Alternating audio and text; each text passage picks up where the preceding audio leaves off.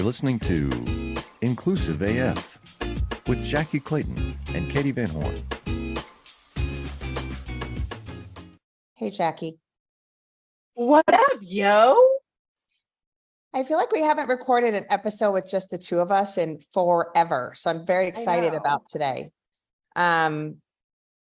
It's a good day here at the Inclusive AF podcast. It's a Monday that we're recording.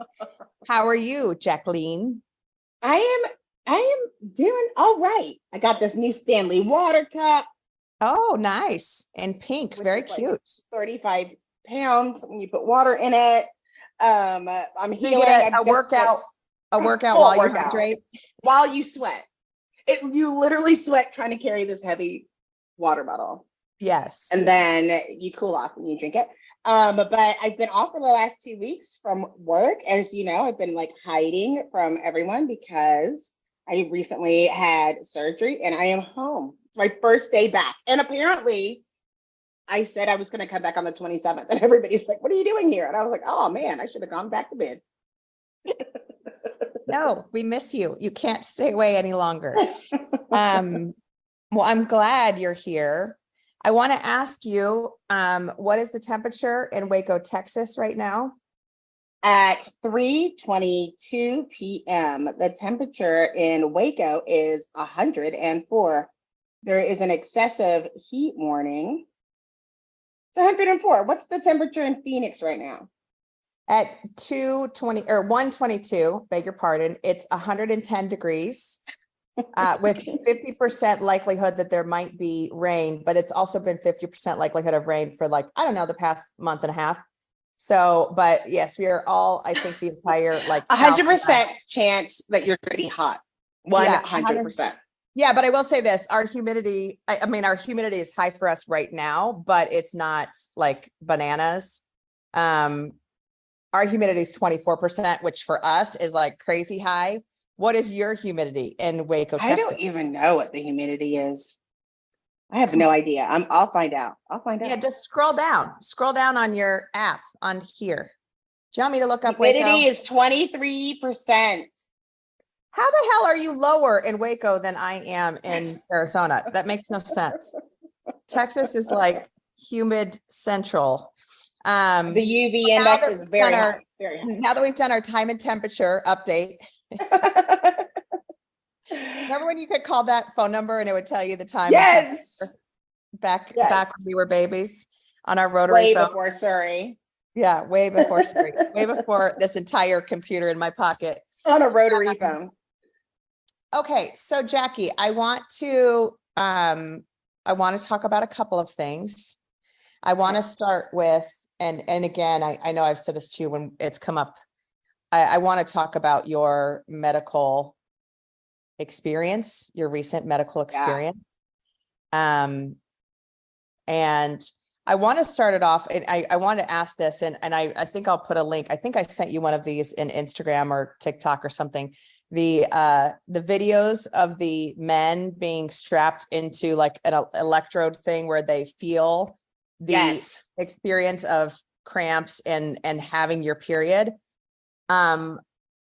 Every time I see one of them, it just, on one hand, it causes you to chuckle, but then on the other hand, it's like, yeah. Every month. Yes. So tell us a story, Jackye. Well, the thing I was thinking about, I really did take time off. So it was the first time that I got to like settle and reevaluate everything. Because as you remember, there was so much going on in my life when this hysterectomy thing came up. But what I forgot to say in the narrative is that I went to the doctor after I was talking about my pain level, and my friend was like you should go to the doctor. But I asked to reevaluate PMDD. So I've been saying I was diagnosed with PMDD 15 years ago, which is premenstrual like dysphoria, I think it's called. Okay. And it is beyond PMS. So it's premenstrual dysphoric disorder. And so it is extreme mood shifts, like extreme. Yeah. And I've had it for a while. And when I went to the doctor, when I told the doctor or the nurse practitioner at the time that I wanted to continue treatment because my PMDD is getting worse, she said to me, I don't think you have PMDD, even though I had this diagnosis for over 15. And she said, I think you're just in pain. And that's why your PMDD got worse. So there's something there, like we can start with that. So the first thing because I have been in pain for, my doctor's like, you've been in pain for at least 5 years, but I've been in pain for over 15 years and had this response to what was going on within my body during the time of my period for over 15 years. Nobody else had taken the time to really evaluate what we're talking about. And it was easy to blame it on this. I think they consider it like a mental illness or part of it that affects, at the very least, your mental health. And all of the doctors that were okay with that without bringing that up. So the answer was, let's look at your uterus, and for them to say you've been in pain for 5 years. And then I was like, I don't know what that means. I don't know what that means, because this is the same pain that I've had. And then, like I'm in major pain, and I have been for a long time, and everybody's like, oh yeah, that happens. So I don't know what's the right level of pain. And then this was the first doctor that was like, this is bad. Like, this is really bad, and we can do something about that. You don't have to hurt anymore. And they were like, you're supposed to be uncomfortable, but you shouldn't be in pain.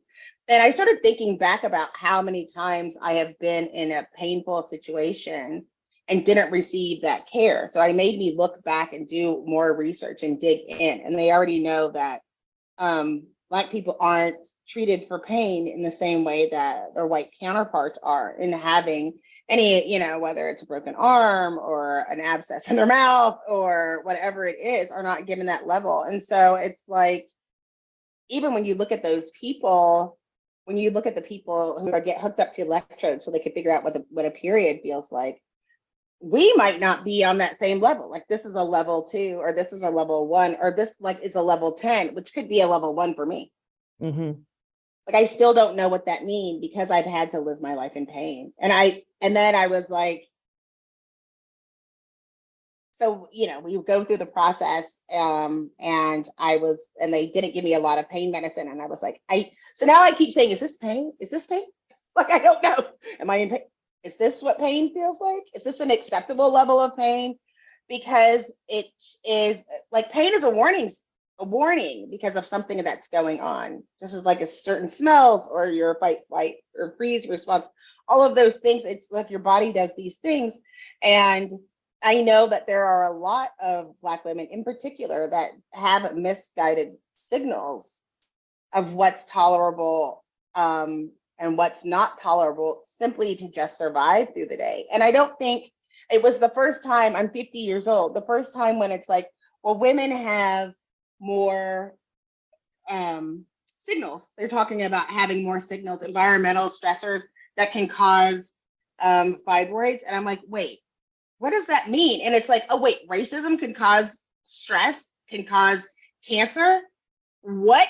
They just say that because people have said that forever. And I never knew that's what people are saying. And it's like, it's frustrating. And you have that scenario, right?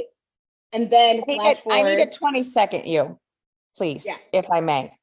So when you say, just because I want the audience to understand, because I have a very mild PMS period issue, which I'm able to treat with just evening primrose.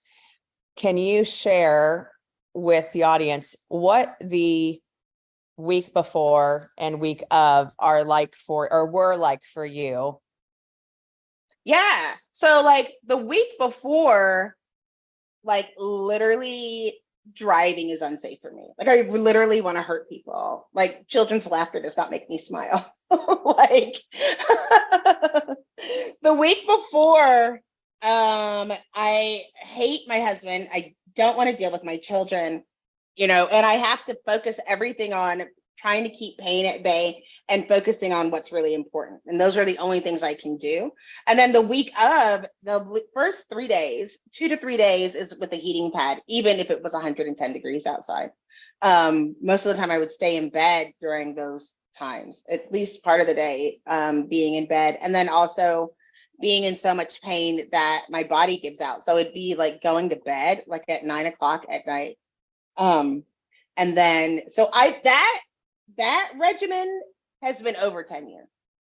Over 10 years. And so I call that out because I want folks to understand, and this is, again, it goes back to the difference in medical support.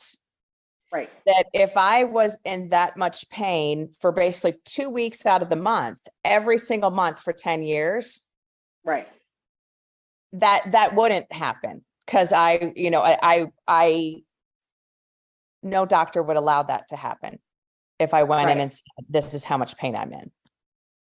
Well, but I also find it interesting, like the things that the reason we have so many outbursts, you've been seeing in the news, so many outbursts for white women, right? Because that's painful for them, which is hilarious, right? Like, you being in my neighborhood hurts me. Mm-hmm. And so I'm going to act out and say something. And it's like, nobody even did anything to you. Like, you're seeing people's tolerance level because of like people filming people. And I pick on white women specifically because that's what I see all the time, of like, oh, I'm a victim. And it turns into like an argument, and then it turns into tears, and it's all these things. And it's like a level of tolerance that you're just not willing to accept. So I have no idea how much pain, if people are used to living life without pain, then like a headache might hurt, right? Like, I don't know. I don't know what that's like. I've never done that. I've never had that. Quick sidebar. I don't know what that means. Have you seen any of these videos of the gentleman who is fishing in his neighborhood, and he literally is recording every time someone comes over to ask him what he's doing in his neighborhood? And it is literally like he has like 7 or 8 videos from one day that, either some white woman or the police or whomever is stopping to say, like, do you really live here? Can I see your ID and get your address? But yeah, speaking of white woman tears. Right. So like pain, your tolerance or threshold of pain is like it's not on the same scale as. Well, it's not, it is. It's just that you haven't been forced to that level. Black women don't have a higher pain threshold. It's, I have to take care of my children, and I can't let this get in the way of me moving forward. Yes. Sorry. Yeah. Yes. That's a better, yes. Because it's not, I can tolerate this more. It's, I am forced to tolerate it, and I can't just sit there. There was something, and it was like, because they were like, behind every good woman is a, they've been trying to be cute lately, is a fluffy cat or something stupid or whatever. They're trying to be cute. Like, behind every great woman, is a man or a best friend. They've been trying to make those shirts and stuff. But then there's the one where it got to be real, where it's like behind every strong woman, it was a time where they didn't have a choice. Like, you didn't have a choice. Right. And I think that's a lot with all women. We were simply we were looking at, there's a documentary. I don't know if you have Discovery Plus. I do, and I won't tell anybody why, but I do have Discovery Plus. I do too. And on Discovery Plus, they have the documentary about Viagra, right? And one of the things that they were talking about that was so important, they were talking about how impotency for men was like ruining marriages and having such a strong hold, and this is really a health issue. And then when me and Todd were watching it, I was like, it's a health issue because people weren't taught that sex in a marriage is between cisgender male and a cisgender female, and they all revolves around somebody's penis, and there is no other lovemaking in that space. Mm-hmm. And they were like, that's why is there any medicine for women? No, No. because the research isn't there. Because it turns out with women, it's not just a body part, is what was said. They're like, oh, well, maybe one day, but this should cure it for every.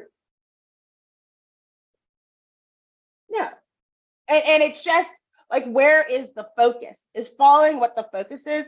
And what's frustrating is like, when I look at healthcare and then you flash forward to like, oh, do we need to have DEI training? And it makes me think part of the reason we have to is because we can look at the exact same thing and we're seeing it in two completely different ways. And I think like when we talk about like the movie Nope or the movie Get Out was very clear, like you as a white woman audience will see it different than me as a Black woman audience. Mm-hmm. If you're just chilling watching a movie, if you're not thoughtful about it. But that's what happens just in life. Just walking down the street of what you feel as a threat. And part of it is trying to reduce the noise of feeling, of having a reaction of things that perceiving things as a threat that aren't a threat.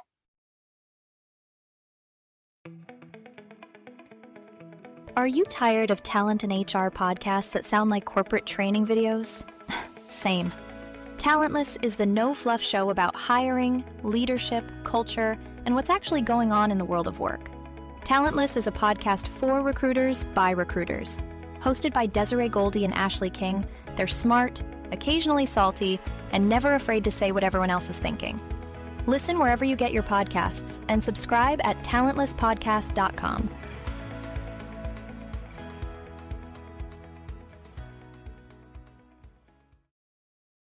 So the pain that you were forced to tolerate, Yeah.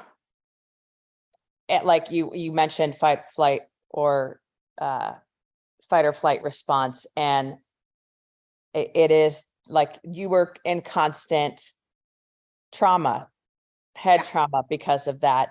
And to your point, how does that distract from your everyday interactions with humans to be going through that?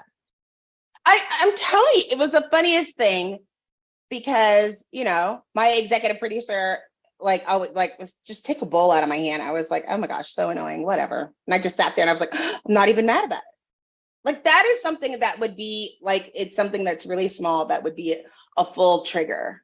Mm-hmm. Where it's like, I need my life to go in a certain way. I can't get off task because I don't have the energy to deal with all of those other things that are getting into the way and living a life in pain. And they were like, and even my sister was like, I wonder what your life is going to be like with you not being in pain.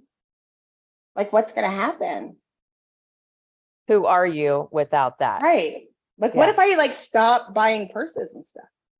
Like, what if I was looking at that to make me feel better? And all of a sudden I'm like, oh no, I'm good. I have all the purses I need. What if that's extreme. See, I just did it. I just fixed it for you. I just fixed it. Yeah, all that I need. Well, now let's not get, and it's funny. I remember back when I was in my 20s, and it was prior to taking evening primrose for like my PMS. And ladies that have PMS and other issues, talk to your doctor about evening primrose because it is a godsend, I think. But for me, I remember, and the person that I'm talking about will probably remember this if I brought it up to him.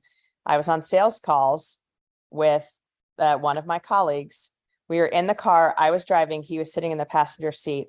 And I remember like envisioning grabbing his head and slamming it into the window on the side of the car because I was so angry with, and it was like something like, hey, turn left up here, not right.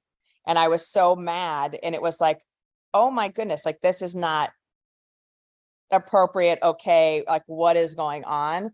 And it was very soon after that I like talked to my doctor and was like, so this happened. So what does this mean? And they recommended starting there and then, taking it to something further if I needed to. That seemed to cure most of it. But I think that's a piece. Go.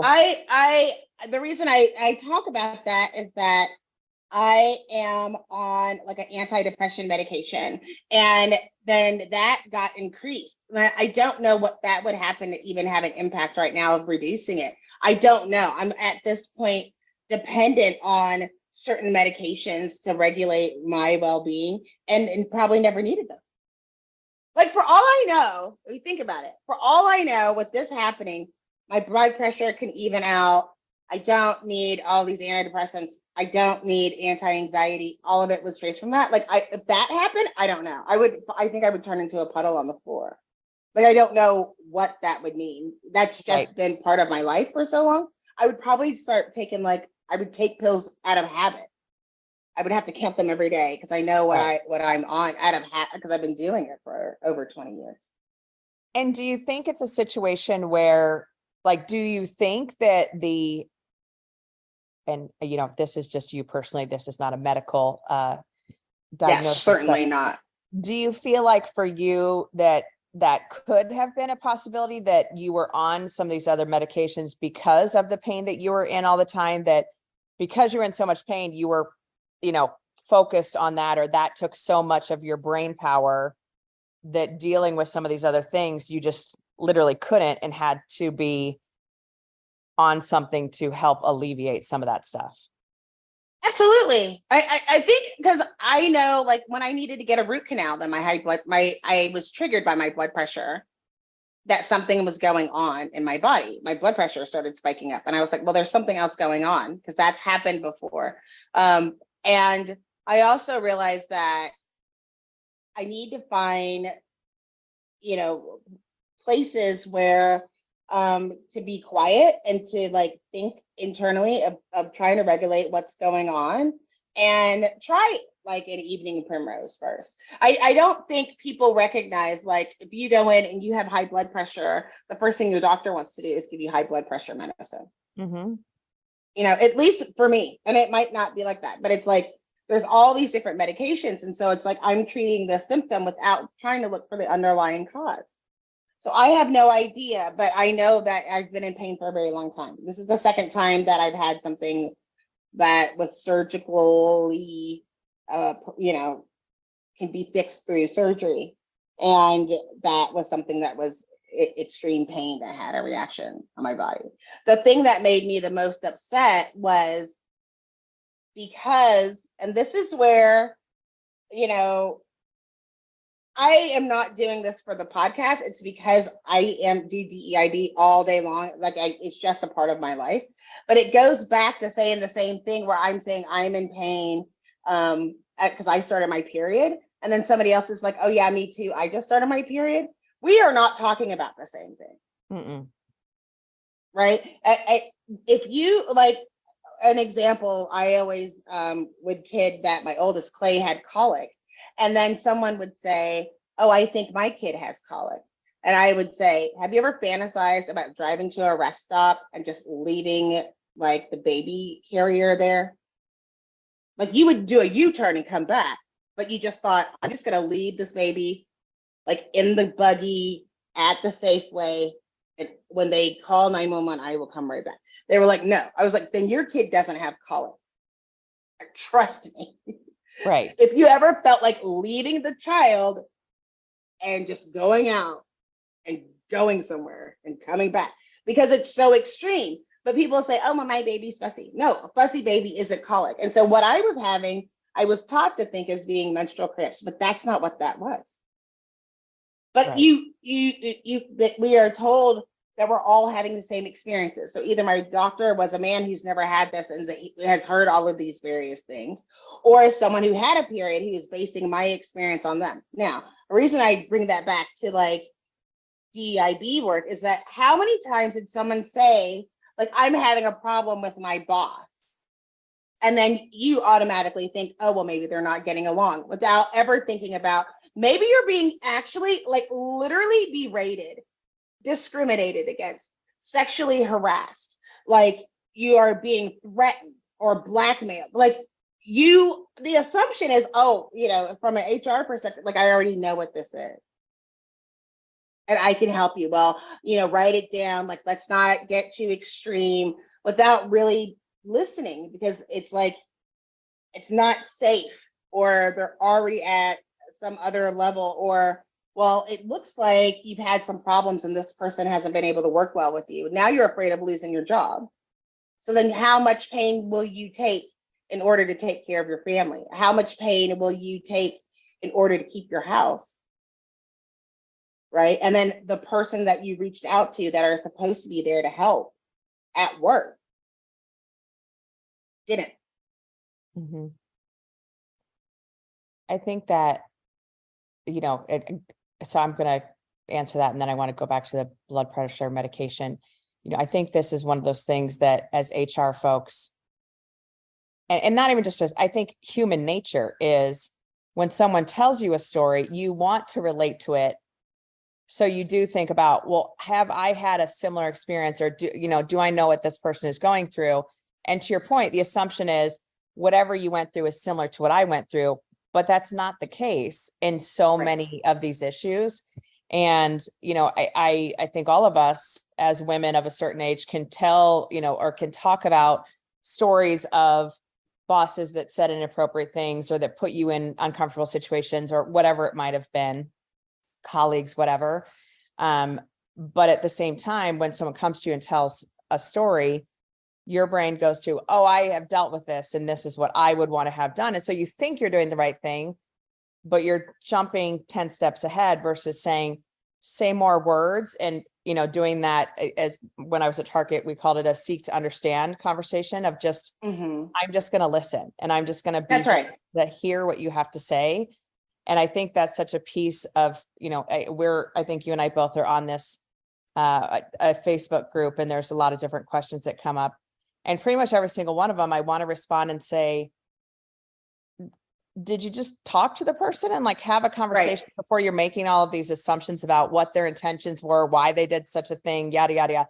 And it just is always very odd to me that people don't just sit back and ask questions and say more words and let me understand more about this. Do you I think you go ahead. No, you go. I wanted to offer something that I started doing in my training classes that I think it would be beneficial, and you can do it anywhere. What the exercise is you break into groups of 2, and you ask a group question, and person 1 is going to answer the question, and person 2 is going to listen, and all they can respond is say thank you, and you're going to do it for 5 minutes, and the person has to keep answering the question over and over and over again, but the other person can only say thank you for 5 minutes. Mm-hmm. And what was interesting, it's always interesting to get the feedback from doing that exercise, where when the person doesn't feel the pressure to say something, or the pressure to try to sound like, people call it active listening, and they knew they were just going to say thank you, that they actually freed themselves up to listen. And the other person is like, when I knew that the person wasn't going to interrupt me or wasn't going to ask any questions, I felt like, one, I needed to clarify more about what was going on. But then when I heard myself, I realized I might not answer it the right way the first time. That's a really fast answer. I might need more time, or I didn't feel confident because I didn't get that feedback. You go back and forth. And one of the things that we, I don't want to speak for you, but I think we've both said this piece, where part of the listening job that you have to do in these roles is accepting someone's truth and then building on that, instead of trying to prove someone wrong. Accept it as true, and that should be the baseline. When somebody says, I feel like I'm being harassed, in my mind, I'm like, okay, you're being harassed. Let's expand on that. And we're going to treat it like that, because that's the feeling that you're having. So we're going to open a case and we're going to deal with it just like that. I know there are people who hate that, and it's a pain, and it's going to cause me more work, but people need to understand how important the language is and what that means. If you tell me that I'm going to react in that way, and take your situation seriously. And I think that have an understanding of, it's so important to get to know the people that are on your team, but also just to know the world around you, to know that even if, I mean, people get empathy wrong, even if I think you and I both can talk about menstrual cramps, I still have to acknowledge that it's 120 degrees where you are. Mhm. So we aren't feeling the same things right now. Or it's 120 degrees and you have 2 freaking dogs that you have to walk. Or, you know, like, we don't give people room to have these experiences. We make all of these assumptions and then make decisions based on these assumptions that are oftentimes wrong. Absolutely. And I would say the other part of that exercise that I feel like comes up every single time I've done it is the person that is speaking at the end of it. It's God, that's the first time I felt listened to. Right. Ever. Like I've heard in the last 6 months, I've heard a lot of different, like this, this is the first time I've been heard or listened to. And then that also, like, it is sad because we are in such a reactive place of, let me fix it. Let me jump to step 10 because I know where they're going to go. And you're like, but maybe you don't. Like, and yes, the assumption of truth, I think that is, it's a default we all need to have. But I also think there's so much bias in that assumption because we assume the truth from certain people. That's right. Other people, we go, oh, did that really? And I mean, we can say women, we can say people of color, we can say people in different socioeconomic situations. That every single piece to the puzzle, like, it's like right now, obviously the trans community is under a ton of stress. And when you ask about like the why, it's, oh, they're trying to shove this down our throats. They're trying to do this. And you talk to trans people, they're like, we're just trying to live our lives. That's right. And be safe. Like there is no, I'm going to try, like, that's not how it works, but there's no, I'm going to turn someone into something. And it just is so, like, again, that the assumption is there's something wrong or bad about what they're doing versus the assumption of truth, the assumption of good, the assumption of, whatever, we can create a list. So I think that's the other piece that people miss. Do you think, so the high blood pressure medication, so you and I have talked about this a little bit, and I'm going to ask this question. Yeah. Do you think that you were given the high blood pressure medication as just hey, Black people are known to have high blood pressure, or there's historical context or a history of people that are people of color, not even people, Black people having issues with high blood pressure. So let's just put her on that and that'll shut her up, or whatever you want to say. I think it was part of it. I did have one doctor that was like, you don't have to have a high blood pressure once. And it was when I was really young. But I think it's why people stopped at high blood pressure medicine instead of trying to figure out why I had high blood pressure. Right. And then just trying to adjust it.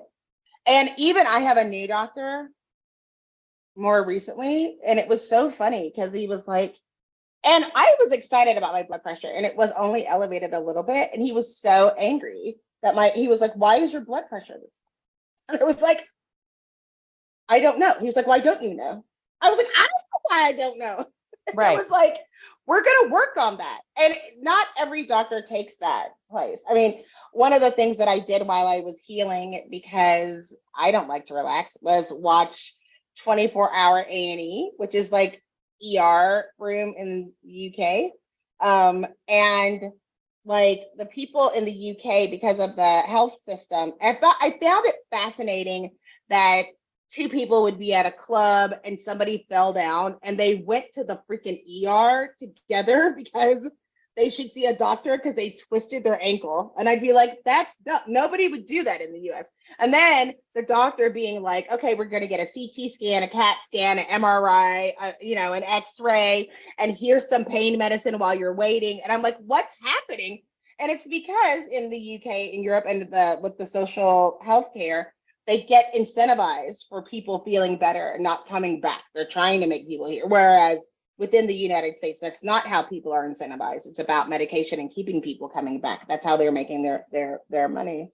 And so it is knowing that it is probably easier to give medication to cover it up than it would be to go through all of the various things that could be happening that's causing the high blood pressure. And I think that's what we do with our seniors as well. Knowing that my mother going through Parkinson's, couldn't communicate, all of a sudden gets, a wound. Or my mother was hospitalized for at least what was it, like 5 or 7 years maybe, and had COVID 3 times. Like, how is that possible, right? And it's like people just like made it like it wasn't that big of a deal, and they're treated so, we don't treat people appropriately. People that are older still have that same stigma where we're not looking at why is this happening and what can we do to cure these things. And I'm not saying all doctors. I just think that it's another group where people stop giving true care and start giving just medication or trying to you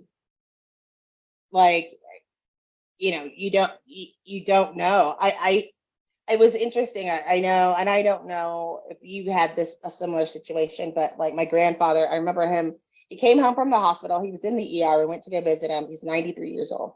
He comes home and he says, well, they tell me they can't do anything, so I guess I'm just going to sit here waiting to die. He died 3 weeks later. They didn't want to do the surgery on him because he was going to die. So he said, I guess I'm just going to sit here and wait to die. And then he said, I hope they don't have the fish because that'll make me die quicker. That's what my grandfather said. Yeah. But it was like, well, if he died 3 weeks later, why wouldn't you just do the surgery and see if it would work? Right. Whether you're a payroll pro or an employee wanting to understand your paycheck better, we've got you covered. Tune into It's About Payroll for expert insights on payroll trends and compliance, or check out It's About Your Paycheck, the go-to podcast for employees looking to understand their pay and rights. 2 great shows, 2 great hosts. Listen now, brought to you by Work Defined, where payroll meets clarity. Right. Because now we're spending the government's money and we're going to get in trouble for all of these different things because you are of a certain age, and it doesn't matter. I mean, we know that my mother died of complications of Parkinson's, but she really starved to death. And there's no reason for someone to starve to death, but you know that they're not going to have the quality of life we think. And so it's having that understanding, trying to go just one click further of trying to I think that we all have various situations, and I think life can be, we're so blessed that we're here and we can have this conversation, and that if we can you don't have to tick it up very much to be caring of other people and to try literally to see it from all angles, from somebody else's angle, which means being fully engaged in the other person to understand what they're going through, because what they're going through isn't the same as yours. Like, I remember a friend saying, I have to go to my husband's work. We're going on a road trip. And me and my friend immediately were like, we need to meet. Like, what is happening to your family? Like, I know there's people that couldn't have done a road trip or whatever, couldn't have taken the time off, but we knew that was tragic in that person's life. And there's so many people that just poo-poo people and then their situations, and they don't get treated. And I think I said this before, I just worry. And I always think that every time that I come out of these situations, I'm just like, I don't know what's going to happen the next time I go to the hospital or the next time I go to a doctor, or how to trust a doctor to be able to give me the care. I don't know how to do that. Right. And I want to just expand a little bit on something that you said. We're in a country that it is all about that transactional medical service, and it is big pharma, and it is the insurance companies that are truly ruling the way that we receive care.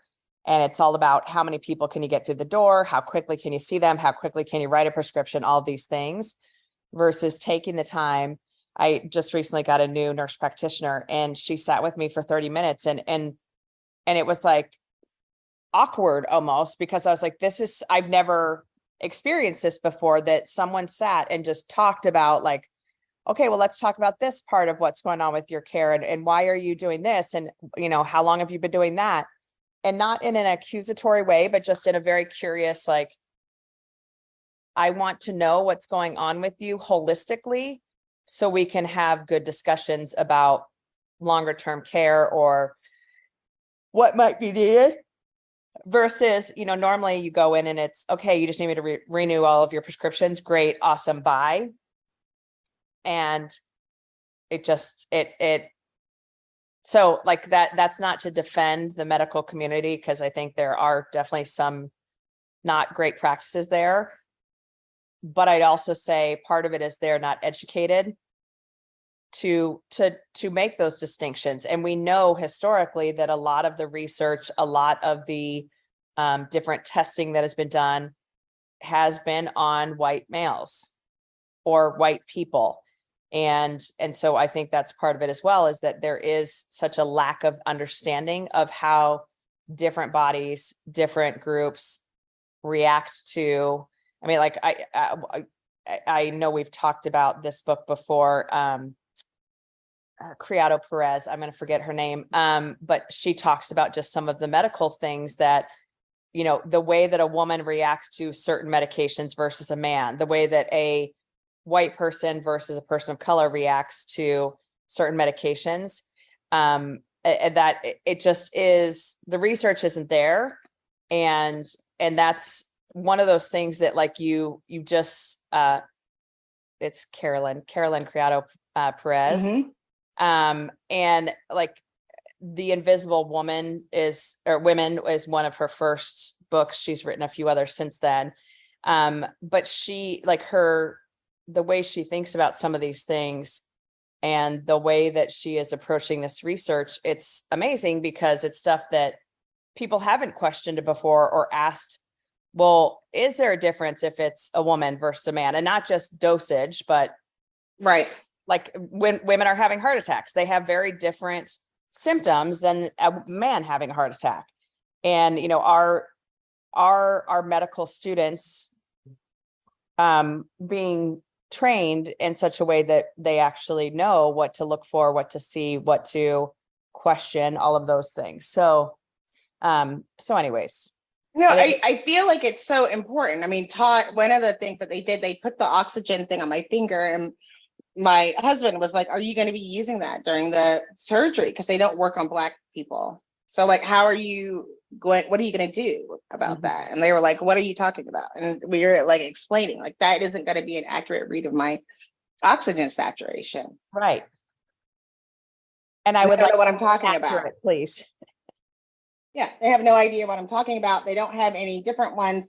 There's nothing they can do, and I'm about to be put out to go to surgery, and that's just what I have to deal with. And that can't be the only thing that's like that. Well, and also, had Todd not said something, or if someone doesn't know that that's the case, then, what danger is there to that person that's being put under, that isn't being regulated the right way or given the right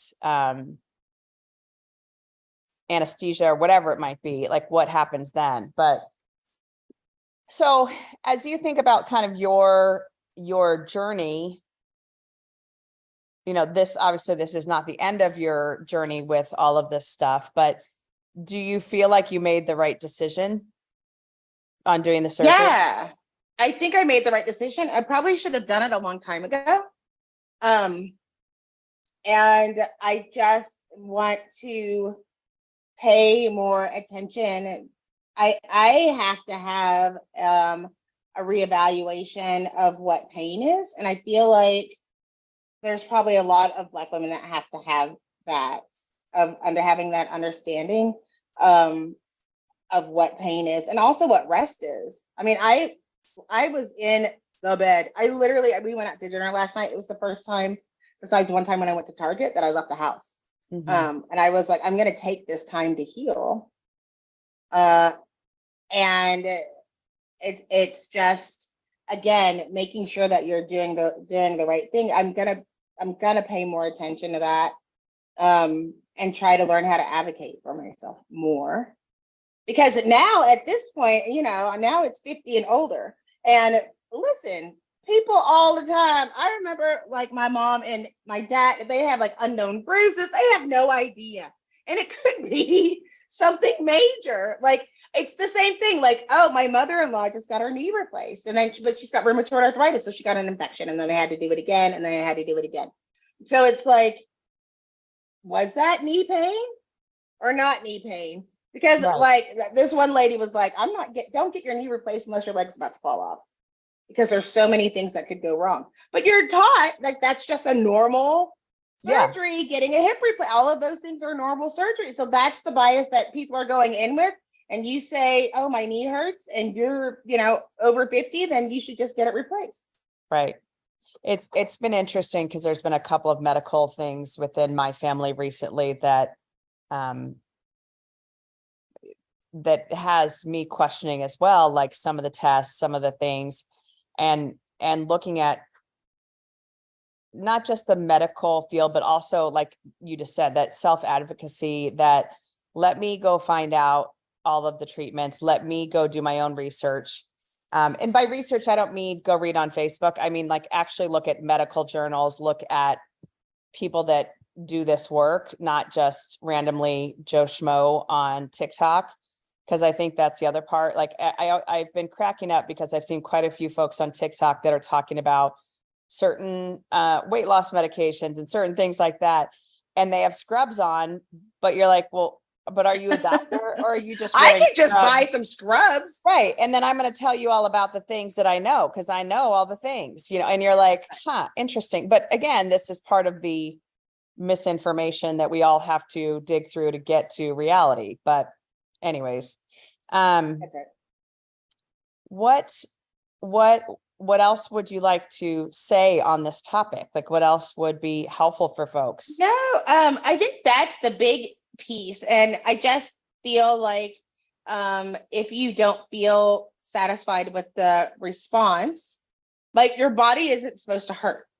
Mm-hmm. If it does hurt, get to the bottom of why it's hurting and see if there's something there. It could be like there's nothing that can happen outside of surgery, or maybe you need to lose weight, or maybe you need to stretch more, all of those things, but find out, because it's a sign of something else that's going on. That's just the biggest piece. And so don't feel bad for making people do their actual job. Right. Helping to find that out. I think it's just a big piece. I remember just as a student athlete, years and years ago, and like the recovery days, it was, you can be sore, but if you're in pain, something's wrong. So there's a difference between being sore from a workout or from a whatever versus being in pain. And yeah, like asking the questions, digging in on it and finding out what is really going on, like how critical that actually is for folks. So Jackye, what's one thing you want to make sure our folks have heard from this episode? Listen to people. Like, I think it's just like check your bias when you're going into situations, and especially like you can help somebody else who comes to you and telling you that you're in pain. I mean, the only reason I went, I was like, it's a fun party trick of people over the age of 40, which is what's your ailment, like at parties. Yep. But just to make sure and support and get people to challenge that as well, and to get the help that they need. And I think sometimes it just takes another push from someone else. So that's what I think I want people to know, to advocate for yourself. But as you're listening to your people, don't assume you know what the pain is or that somebody else talks about. Try to help. Right. I think for me, like it is the listen, but it's also, if someone tells you a story about their pain, or if someone tells you about what they might be going through, ask more questions too. It's like, you and I did at the very beginning of this talk about, our PMS and our periods and how, they were painful. And I remember telling you like, hey, just take evening primos and you'll be fine. No, like it's not the same. It wasn't the same even a little bit. And so like, I think that's part of it too, is that, the pain is not the same across the board for everyone. And then I'm going to echo the other part, like rest. So, for those of you who are not following like the NAP ministry and some of these others that are really focused on people of color, especially women of color, not being always the one that has to fix all of the things, like take the time you need to rest, to relax, to recharge. I think these fights, these conversations, this work has been laid at the feet of Black women for so long. And it's time that other people get involved in this fight and get involved in these conversations and get involved in this work. And so let Black women rest. Yeah, do that. Is that cool? Is that a good one? I like it. Yep. Okay. All right, folks. Thank you for listening to the Inclusive AF podcast. We have so many other topics that we need to go into, Jackye Clayton. So I know, think right? Record again this week at some point. But thank you all so much for listening. This is Katie Van Horn. And this is Jackye Clayton. Bye. Bye.